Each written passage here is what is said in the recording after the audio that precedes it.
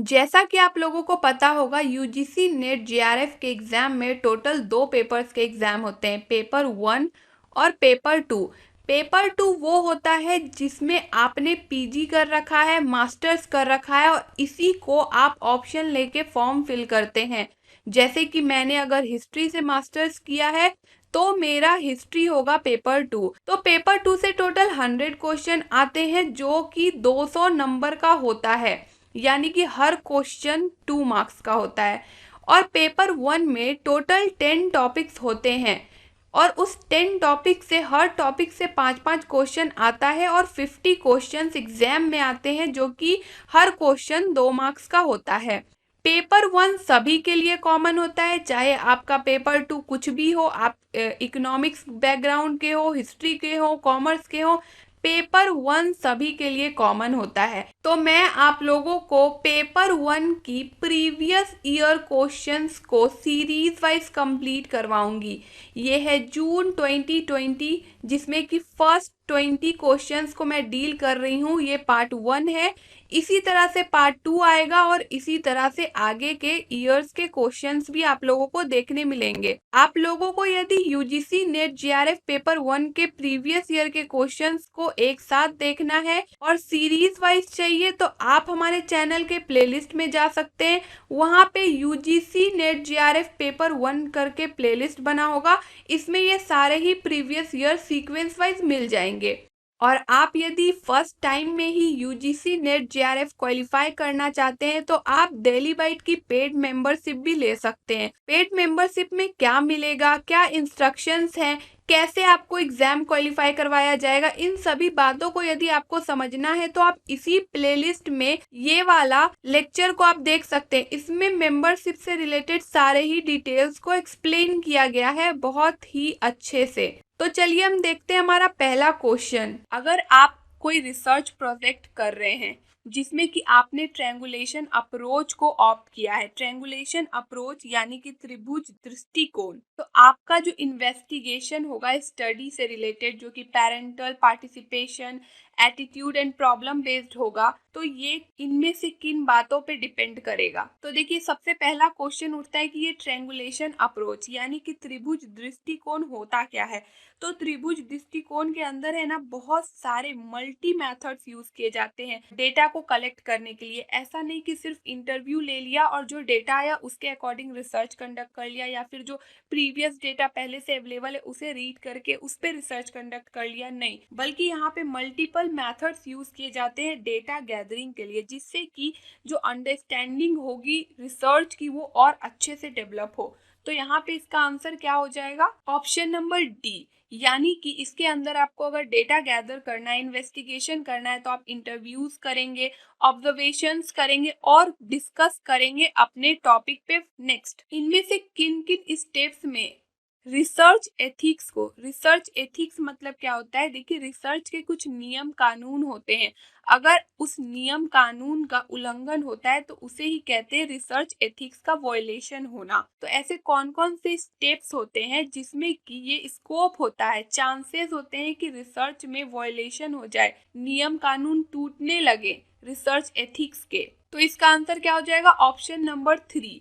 यानी कि जब भी डेटा इंटरप्रिटेशन होता है तो या फिर reporting of research result, research result की रिपोर्टिंग की जाती है या फिर टूल प्रिपेयर किए जाते हैं, इन तीनों ही कंडीशन में ऐसे स्कोप होते हैं कि रिसर्च एथिक्स का वायलेशन हो। Next, poor listening by the audience leads to, अगर आप कहीं पे भाषण दे रहे हैं या फिर कोई लेक्चर दे रहे हैं तो आपके जो ऑडियंस है वो आपकी बातों को सुन नहीं रहे हैं, तो इस पुअर लिसनिंग से क्या हो सकता है, तो क्या होगा, इनएक्यूरेट इन्फेरेंसेस, यानी कि कुछ गलत अनुमान लगाए जा सकते हैं क्योंकि ऑडियंस ने आपकी बातों को सुना ही नहीं। नेक्स्ट, हमें करेक्ट ऑर्डर में सेट करना है, किस बेसिस पे, तो मेमोरी के एसेस के टाइम के बेसिस पे, जो कि लो से हाई होगा, यानी कि कहाँ पे मेमोरी सबसे पहले आती है, फिर उसके बाद मतलब टाइम टेकिंग कहाँ पे सबसे ज्यादा होती है। तो सबसे पहला क्या हो जाएगा, रजिस्टर, क्योंकि ये सीपीयू के अंदर होता है। उसके बाद क्या हो जाएगा, कैके मेमोरी, क्योंकि रजिस्ट्रार के बाद मेमोरी कहाँ सेव होती है, कैके मेमोरी में। देन ये मेन मेमोरी में जाती है और तो सेकेंडरी मेमोरी में सेव होती है। तो अगर टाइम के हिसाब से देखा जाए तो क्या हो जाएगा आंसर, ए के बाद डी। कहाँ है ए के बाद डी, तो इसका आंसर क्या हो जाएगा, option number 2। Next, as per national skills qualification framework NSQF, undergraduate VWOC degree program requires completion of how many credits of coursework? Course work के कंप्लीशन के लिए कितनी क्रेडिट्स की जरूरत होती है, तो इसका आंसर हो जाएगा 180 क्रेडिट्स। नेक्स्ट, ये जो क्वेश्चन नंबर 6 है ये एजर्शन रीजन बेस्ड क्वेश्चन है। इसमें हमें देखना है एजर्शन क्या बोल रहा है कि सोलर पॉन्ड स्टोर करके रखते हैं सोलर एनर्जी को किस फॉर्म में, हीट के फॉर्म में। और रीजन क्या बताया जा रहा है इसके पीछे कि क्योंकि सोलर पॉन्ड्स में वाटर होते हैं और वो वाटर क्या होते हैं, सॉल्ट कॉन्सेंट्रेशन के होते हैं।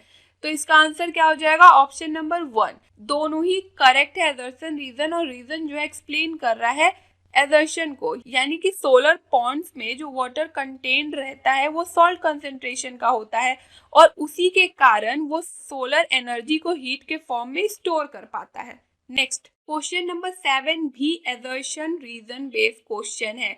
एजर्शन क्या कह रहा है, जो डीजल व्हीकल होते हैं यानी कि ऐसे गाड़ी वगैरह जो कि डीजल से चलते हैं वो बहुत ही कम हार्म करते हैं ह्यूमन हेल्थ को। किसके कंपैरिजन में, किसकी तुलना में, तो पेट्रोल व्हीकल, यानी कि पेट्रोल वाले जो गाड़ी होते हैं वो ज्यादा हार्मफुल होते हैं ह्यूमन हेल्थ के लिए। ये कौन कह रहा है, एजर्शन कह रहा है हमारा।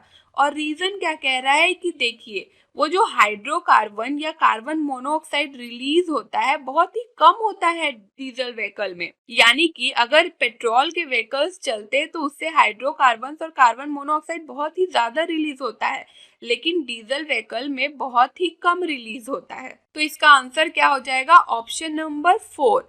देखिए रीजन तो करेक्ट है कि हाँ हाइड्रोकार्बन और कार्बन मोनोऑक्साइड डीजल व्हीकल से कम रिलीज होते हैं, लेकिन हेल्थ पे दोनों ही, ह्यूमन के हेल्थ पे दोनों ही बराबर इफेक्ट करते हैं। Next, fat Krishna Aditya Yeats either during day और नाइट।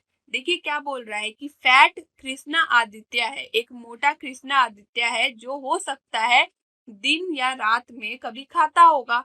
क्योंकि फैट कृष्णा आदित्य दिन में नहीं खाता है तो पक्का है कि वो रात में खाता ही होगा।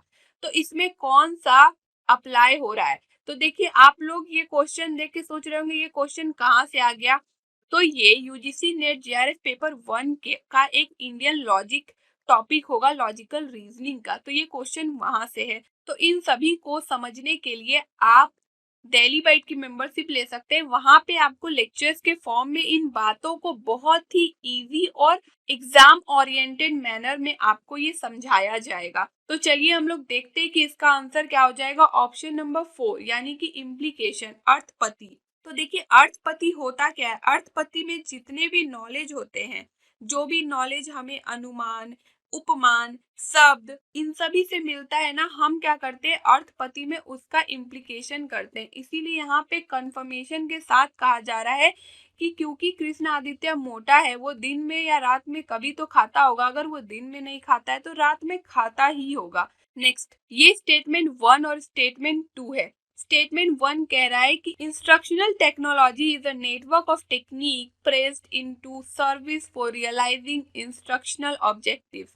और स्टेटमेंट 2 कह रहा है कि computer aided instruction can replace the teacher if the goal of education is personality development. तो इसका आंसर क्या हो जाएगा, ऑप्शन नंबर 3, यानी कि स्टेटमेंट 1 तो करेक्ट है लेकिन स्टेटमेंट 2 करेक्ट नहीं है। इसके पीछे रीजन क्या है, देखिए कभी कंप्यूटर टीचर को रिप्लेस कर सकता है क्या, कभी नहीं, इसीलिए स्टेटमेंट क्या हो गया, गलत। नेक्स्ट, इसमें बताना है कि कौन कौन से स्टेटमेंट ट्रू है कंप्यूटर के मेमोरी से रिलेटेड।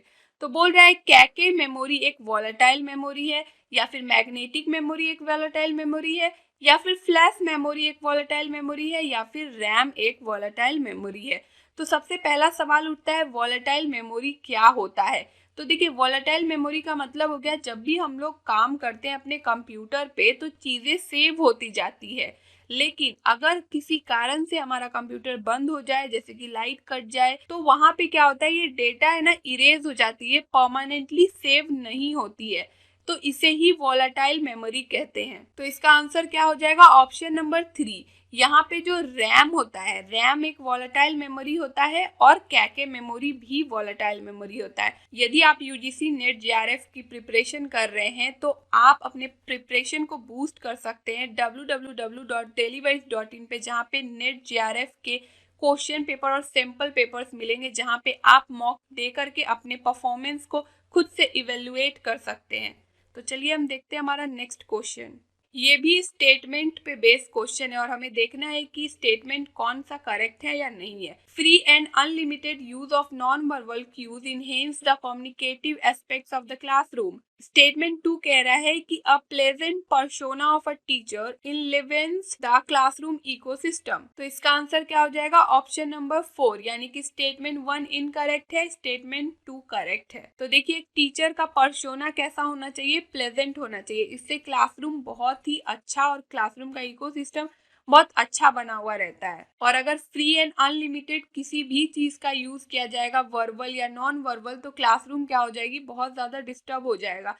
इसीलिए यहाँ पे ये स्टेटमेंट क्या हो जाएगा? गलत। नेक्स्ट, ये भी स्टेटमेंट बेस्ड क्वेश्चन है, तो आप लोग पॉज करके स्टेटमेंट को रीड कर लीजिए। इसका आंसर हो जाएगा ऑप्शन नंबर 3, यानी कि स्टेटमेंट 1 करेक्ट है और स्टेटमेंट 2 करेक्ट नहीं है। नेक्स्ट, इस क्वेश्चन में पूछ रहा है कि ऐसा कौन सा रिसर्च का मेथड है जिसमें कि मैनिपुलेशन हो सकता है।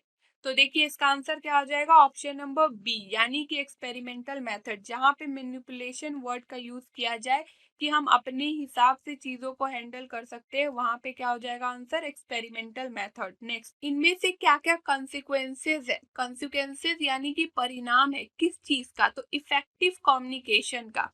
अगर क्लासरूम में बहुत ही इफेक्टिव कम्युनिकेशन चल रहा है, अच्छे से संचार चल रही है, तो उसका क्या परिणाम निकलेगा? तो इसका आंसर क्या हो जाएगा? ऑप्शन नंबर 4, यानी कि क्या होगा? लर्निंग बहुत ही अच्छे से चलेगी, सेटिस्फाई मैनर में चलेगी। स्टूडेंट्स अपने गोल को, अपनी जो भी उनकी गोल है, उनका जो भी लक्ष्य है, उसे हासिल करने में सक्षम रहेंगे और पॉजिटिव लर्निंग आउटकम, बहुत ही अच्छा रिजल्ट आएगा, आउटकम आएगा हमारे लर्निंग के प्रोसेस का। Next, MHRD government of India ने इनिशिएट किया क्या? ई शोध सिंधु। ई शोध सिंधु क्या होता है? इसमें स्टूडेंट्स को या रिसर्चर को क्या प्रोवाइड किया जाता है? तो यहाँ पे बहुत सारे ई जर्नल्स होते हैं। ई जर्नल्स यानी कि जिस पे रिसर्च हो रहा है या जिस पे रिसर्च हुआ है, ये सारे ही कंटेंट आपको ई शोध सिंधु पे मिल जाते हैं। नेक्स्ट, इस क्वेश्चन में बोल रहा है ऐसा कौन सा रिसर्च का मेथड है जिसमें कि जो भी सोर्सेज पहले से अवेलेबल होते हैं उन पे अपनी आई रखी जाती है, यानी कि उन पे ध्यान दिया जाता है कुछ नया एक्सप्लोर करने के लिए। तो इसका आंसर क्या हो जाएगा? Applied research.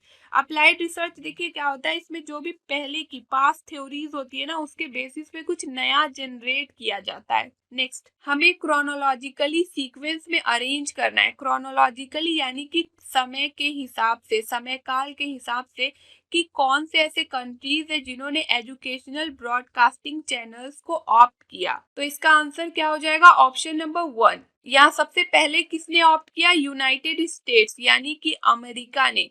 दूसरा ब्रिटेन, ग्रेट ब्रिटेन ने, then Canada and then Australia, और तो हमारा इंडिया है। नेक्स्ट, इसमें से हमें देखना है कि कौन कौन सी ऐसी ऑब्जेक्टिव्स है, यानी कि उद्देश्य है जो कि सस्टेनेबल डेवलपमेंट गोल के हैं।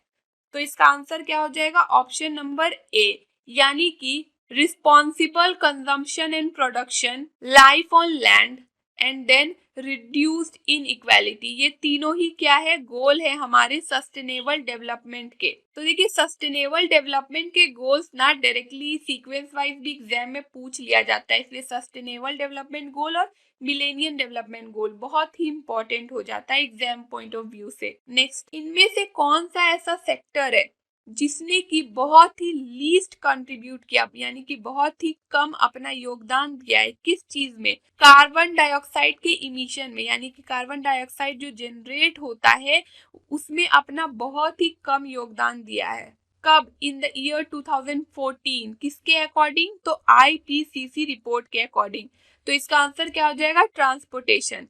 बाकी इंडस्ट्रीज हो गया, यूटिलिटी हो गया और agriculture and forest land use ने अपना अच्छा खासा कंट्रीब्यूशन किया है कार्बन डाइऑक्साइड के इमिशन के लिए, जो कि बहुत ही अच्छी बात नहीं है। हमें कार्बन डाइऑक्साइड के इमिशन को कंट्रोल करना चाहिए। नेक्स्ट, ये एक रीजनिंग है। यहाँ पे यू लिखा हुआ है, ओ लिखा हुआ है, आई लिखा हुआ है एंड देन क्वेश्चन मार्क है और उसके बाद ए है। तो इस क्वेश्चन मार्क में क्या होगा? तो ये देखिए, ये वॉवेल्स है, A then E I O you. तो यहाँ क्या नहीं है? तो ई यहाँ पे नहीं है। तो ई कहाँ है? आंसर हो जाएगा option number D. This was all for this video lecture. बाकी आप लोगों को यूजीसी नेट जेआरएफ से रिलेटेड कोई भी क्वेरी हो, कोई भी डाउट हो, तो आप मुझसे इंस्टाग्राम पे भी जुड़ सकते हैं, जिसका कि लिंक डिस्क्रिप्शन बॉक्स में दिया हुआ है। नहीं तो सिंपली आप इंस्टाग्राम पे सर्च करिए दिल्ली बाइट डैश नूपुर, आपको ये अकाउंट मिल जाएगा और यहाँ से आप मुझसे जुड़ सकते हैं और सारे ही डाउट्स को क्लियर कर सकते हैं। और सभी अपडेट्स, जो कि वीडियो लेक्चर्स हो या फिर कोई भी न्यूज़ अपडेट्स हो यूजीसी नेट जेआरएफ से रिलेटेड, उसे जानने के लिए दिल्ली बाइट एजुकेशन ग्रुप है टेलीग्राम का, उसे भी ज्वाइन कर सकते हैं, जिसका कि डिस्क्रिप्शन बॉक्स में लिंक दिया हुआ है। And also follow and connect with us for updates and queries on WhatsApp, Facebook, Telegram and Instagram. Links are given in the description box. Stay tuned, stay updated, and don't forget to follow your dreams and do comment your views in the comment section. Thank you.